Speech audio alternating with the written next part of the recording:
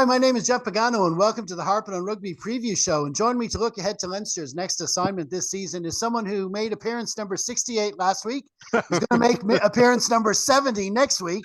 So I'll let you all work out what number he's on now. Welcome back to Mr. Neil Keego Keegan. What a number. I've been waiting all week for you to say that number on the pod, but we're going to have to skip over that for the late night version, but it's good to talk to you.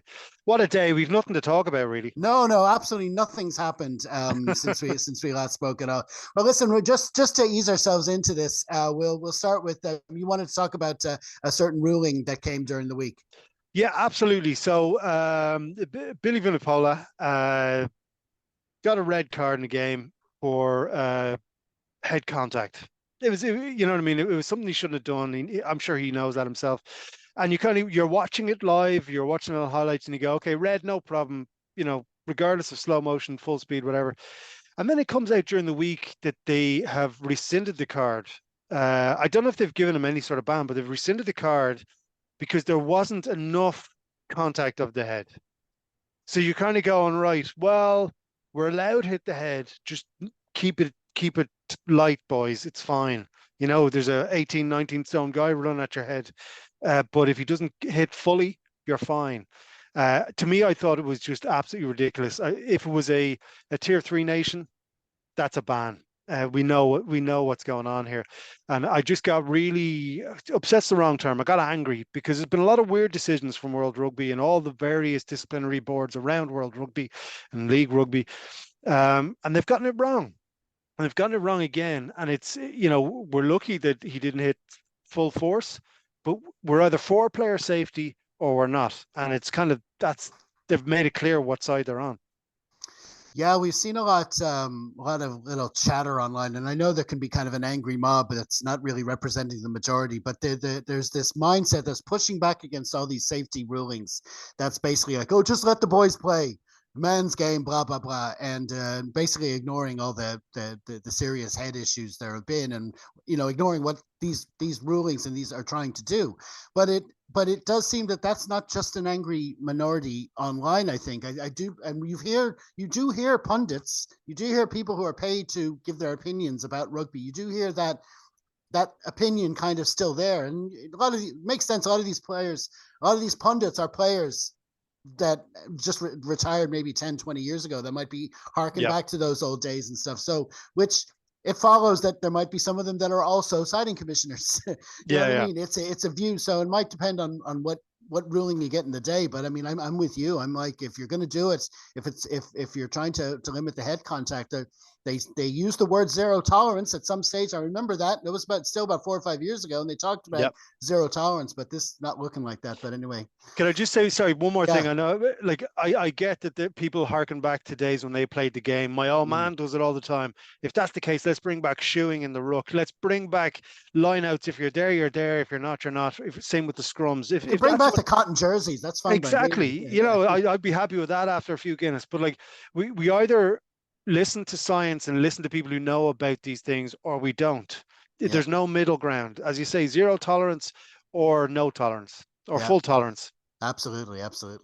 Okay, so listen, now it's time to look at our feature match of the week, which is, of course, Leinster v Sale Sharks in round 2 of the 23-24 Investec Champions Cup.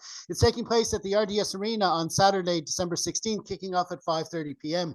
TV coverage in Ireland is on TNT Sports, and as ever, you can find the full listings for the weekend at harpandrugby.com. Just click the Rugby on TV tab. Leinster named their match day 23 at lunchtime on Friday. If you're watching on YouTube, it's right there on the screen, or for pod listeners, it's in the program notes.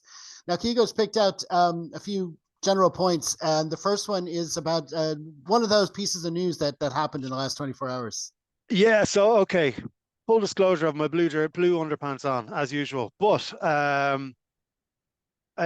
last week, Snyman was ready to rock over to Bath. They were signing 2 South African players, I think. They've ended up with none. But it was all best wishes. And then I got sent a news article by Jerry Thorney last night. I got it at about 11 o'clock. So I don't know when it went up, but it's always very cheeky if it goes up late in the day. It's to avoid annoyance. If they do it late on a Friday, it's even bigger trouble. The late night dump. Yeah, so I thought, is it April Fool's Day? Have I slept in all the way? What's the story? And then I started thinking about it, and I started thinking because apparently it's for cover for Jenkins, who we love, and has done a great job for us. He's apparently heading back home or wherever he's going, maybe to Bath now. But Snyman is coming to Leinster, which is a phrase I never thought I would say. And aside from the obvious little turning of the screw into our Munster brothers and sisters, I actually think it's pretty good business. Anytime you bring a World Cup winner into the establishment, it's a good call.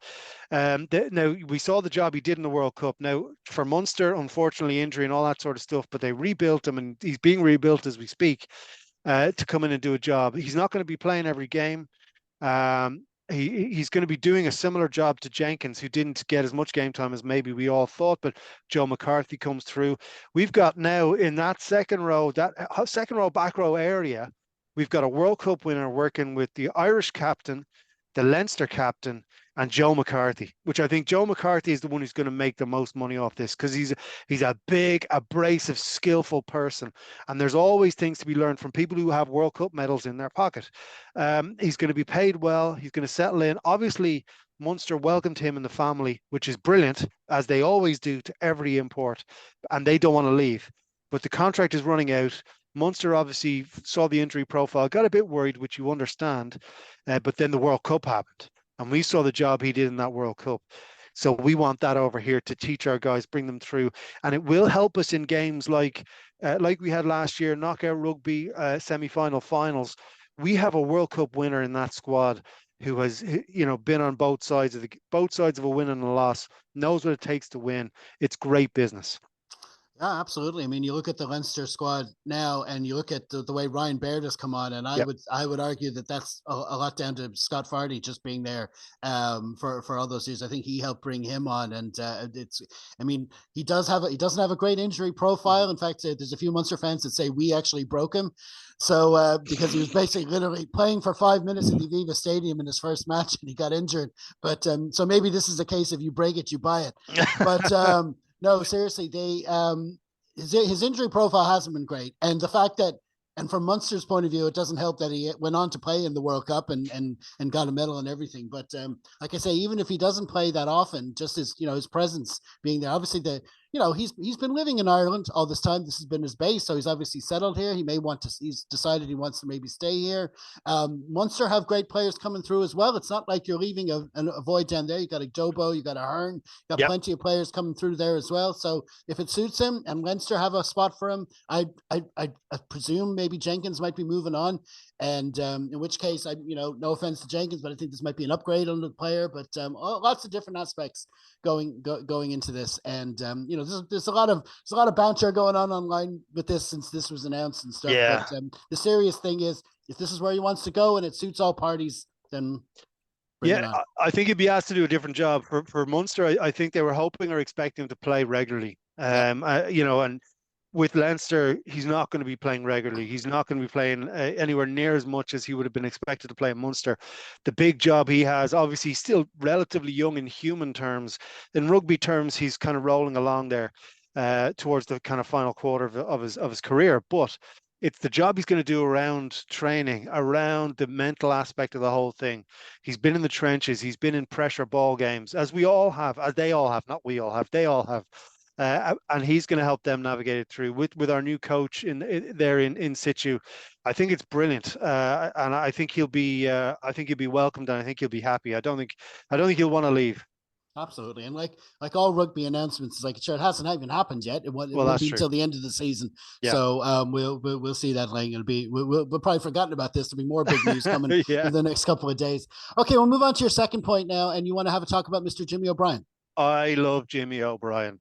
For 100 years we've been watching him, and he's getting his minutes and building it up, and he is the example of slowly bringing a player along and giving them responsibility. It's similar to way back when Wayne Rooney was starting to break through in Everton, and they were frightened to give him a full game. They kind of gave him a second, third team to play, and then eventually brought him on. Leo and the guys and Stuart last year and all and the previous years have been slowly bringing him on, more and more minutes in the tank. Andy Farrell spotted this, put him in there, and he's done some savage work for Ireland. And the work he did last week against La Rochelle was absolutely amazing. There were some hits he was making that he really had he shouldn't have made. And he was in there, up on his feet, ready to rock and roll. It must be the power tash. I think that's what it is. But I think so far this season, the player of the season is already tied up. He's been fantastic. It was interesting because it seemed teams were targeting him with the aerial bombs, which I always thought was maybe a mark against Jordan Larmour more than anything else. But he's avoided that, and they've been going for Jimmy. And I thought he stood up really well to it, Yep. and he's been really good for us on the wing. And he's a very versatile player as well. He can fill it in a lot of different positions, so it's always good having him out there. Okay, so for your third point, you want to talk maybe a little bit about last week and how the way we played to get that great win last week, and how we can bring it forward. So the run-in we had to last week with Interpros and things like that was great. A tough trip to Connacht was great to kind of get everyone fully bruised up and calloused up and ready for European rugby. And it is a ghost that we had to really confront. La Rochelle there. Now, I know Rog was in the stands, but he was definitely involved. Don't worry about it. No traffic lights, but he was involved. But I think it was a massive performance from us because up until the last minute, we were competing. We were offensively defensive. Like whenever they're coming forward, we've spoken about it, and it's when you see it against the big teams. The tackles are aggressive. There's no letting people run onto us anymore and saying our system can absorb your system. We are attacking them with our tackles, and it is really, really tough to play against you when you're rarely breaking that gain line. And when you do, there's four of them on top of you. It is really, really impressive, and it's slowly little pieces of the new coaches coming in. He hasn't come in and wiped everything out, which shows a great lack of ego on his side, which is something welcomed by Leinster, obviously. But it is the aggressiveness of that defence which just tires out and kind of squeezes out any ideas from the opposition. It's like Leinster Jitsu 2.0. It is really, really impressive to watch.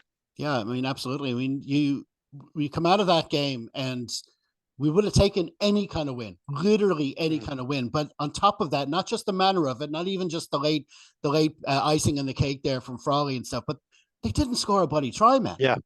I mean, it was just that didn't sink in until the next day for me. I was like, I was delighted we won, and then when I realized, I looked back over and hang on, they just got 3 penalties, and that was it was an amazing performance, and especially in the stand right at the end, like you said, there was and the manner of it as well. Every guy, I like the way you say it was like defense as an offensive thing.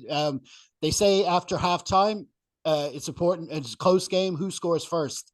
But the fact was, we held them out, and that was as good as a try almost, or as good as scoring first, holding them out in that early stages. So if we can bring that through now, Niebuhr's there, he's settling in, he's bringing his own ideas, like you say, it's improving on what was already a decent defense. So we'll see how it brings that forward. Absolutely. And speaking of Jimmy O'Brien, there's 3 tackles he made in the last kind of maybe 3 minutes, which again he wasn't entitled to make. It was absolutely amazing shift from the guy. Absolutely. And just talking about Jimmy O'Brien and the Leinster team as it was named, I mean, it was, we see Kieran Frawley coming into out half. Now, that was kind of expected with Harry, and the protocols, and Ross is out, and maybe Sam's not ready for a start, but Sam's on the bench. Yeah. A lot of, but pretty much. And then they obviously had a specific role for that back row against La Rochelle moving. It was really smart and it really worked. Will Connors came on and he said, it was pretty much thanks to him that Patia didn't get over for that try at one point and stuff. But it's almost a shame that he's left out of this, but they've gone back to the more expected back row of Ryan Baird, Van der Fleer, and Doris, and no problems with that at all. And Charlie Natsai, number 23, is the bench. He's critical. Yeah. He's become almost undroppable at this stage. It's hard to say because he's having such a good season. He's so clued into what we're doing, and he's got so many. Like, he's got the kicking game as well. He's got all these different facets that he can bring, and the carrying and the kicking and stuff, and he'll be handy off the bench as well. So it's a good lineup all rounds. 100%. Once Charlie settled in, as we kept saying last year before, whatever it was, once he settled in, especially when the guys were away on international duty, he really stepped up, and he's in every squad. I'm just having a scroll through here. Big day for Clarkson, big day for Prendergast. Great to see Frawley. Sometimes you just got to take advantage of these things, and there's no doubt that he's going to do that. Jimmy O'Brien back in there. Robbie Henshaw with more minutes in the tank again, which is great. And then just it's a really, really good, strong squad. But I think the thing we've got to remember is there's no starting 15 anymore. It depends on what game we want to play. So I think the coaches will have had a chat with the players who were left out from last week and said, listen, you're not dropped. This is just a different team. You're still in the game. You're still ready to rock. We've still got jerseys here for you throughout the year. Just keep engaged and keep moving. We have not missed what you did last week. We're going to be using that again this season. So it's a great problem to have that many players who are operating at such a high level. Absolutely. Okay, so let's have a quick look at the Sale team now. They're whichever way you want to look at it. That you could say they're top of the Premiership. You could also say they're in the bottom 10. Whichever way you want to do. No, seriously, they are top of the league coming into this week. So it won't be easy for us. No, it won't be easy, but I think we've got to, with respect to our English brothers and sisters, the league is not what it used to be. Now they've only lost 1 in 5, and they beat Stad, they beat Bath, they beat Bristol, so they're on a good run. But as we always say, if you go team for team and you pick one squad, there's very few Sale players that we get in. Obviously they've got a good beefy front row. They've got a signing from Leicester, a signing from the Sharks who are coming in, all that sort of stuff. But I assume he's Irish. I was saying to you before we started, Connor Doherty. You couldn't sound any more Irish I think he's ginger as well. But they got Dupreece at 10, Quirk rolling in there at 9. It's good, But as we say, one squad picked out of these starting 15s. Not a lot of Sale get in there, and that's not just with my blue underwear on. That's skill for skill. That's talent for talent. So I think it is. They're going to try. They're going to go for it. But the RDS is going to be full. It's going to be loud. They're going to be ready to rock. 5:30 is the perfect time on a Saturday for a kickoff. So it's going to be a cauldron for them. Yeah, absolutely. I mean, the thing, Sale are kind of one of those teams in the Premiership that they do well because they don't have too many recognizable names. It means they stay together as a squad more throughout the season, and you do find teams finding success that way. So you definitely can't take them for granted. Anyway, they're doing pretty well anyway, at least in the Premiership. Okay, so let's move on and look at the officials. As you can see there, it's an all French team. Pierre Brousset has the whistle and has got assistance there. The weather for Dublin 4 on Saturday evening looks pretty good. Low clouds, might be a bit of wind, but very little rain. All going well, so that's not too bad. And just before we go get your prediction, what other game are you looking forward to this weekend the most? So this week there was one I was looking at. So I Ulster and Racing is going to be interesting. I love watching both of them play. To be honest, I haven't seen much of Racing this year, so it'll be my first time to sit and watch them. Ulster, I hope for a big shift from Ulster. I think they're at home tomorrow. Mm-hmm. So again, we need our brothers and sisters up north to show up and be loud and frighten Racing, because the French teams have kind of changed recently in that when you get ahead of them and you get on top of them, sometimes they fade and they wilt. That's kind of changed over the last few years, so it's even bigger job for the Ulster support to do. But yeah, hopefully Ulster will be able to do the job. Brilliant stuff. Yeah, and another one I'm looking forward to as well. Stormers La Rochelle. That should be really that's a really big one in our pool. We don't play Stormers, but they're still there, and we're still trying to finish ahead of them to get a good seeding. So how that turns out is going to have a big influence on what happens in our pool. Okay, so that brings it to head on the block time. What's your prediction for Leinster v Sale Sharks? So I haven't got anything right this season so far. Hopefully this really. But you're doing so well in the prediction league, man. Where are you again? I may as well keep that jersey. So actually, everyone, please join the prediction league, because one of you has to be worse than me. We'll do a jersey swap at the end of the season. So I think it's a Leinster win. I think it'll end up being quite a big Leinster win. I think it's kind of 7-10, and I think it's going to be a really great performance. We're on a great run, a proper championship run over the last 3 weeks. And I think that's going to continue. I think there's too much there for Sale. Yeah, I was saying last week how that was the first match going into the game in La Rochelle. That was the first match I was genuinely, seriously, not superstition, just, not confident of a win that we could win. I thought we had it stacked up against us, and that included the previous 3 matches against La Rochelle. There was every reason to be confident going in. This was one game, and they turned it on its head. They stepped up their game for Europe again, and they've showed us again. So we've even more reason to be confident this week. So but of course I have to go out and do it, but we'll see what happens. Okay, listen, we're gonna leave it there, man. Many thanks to Keego for joining us again. What stand-up gigs have you got lined up down the road? So we finished our Christmas run, so we're on a Christmas break until a busy January. We've got big gigs coming in Phibsborough in February, and then the Mermaid Theatre in March. So it's going to be a fairly jam-packed opening quarter to next year. But let's get through sale first, and then we'll start laughing afterwards. Brilliant stuff, and you'll find all those links, of course, in the program notes. Okay, so many thanks to y'all for tuning in to our latest preview show. Enjoy the match wherever you are. Be sure to follow us on all the usual social media channels, including Blue Sky. We will, of course, have a wrap pod for you this weekend, recording on Sunday evening. So hopefully you'll help us out by liking, sharing, and subscribing. In the meantime, stay safe, everyone. Slán.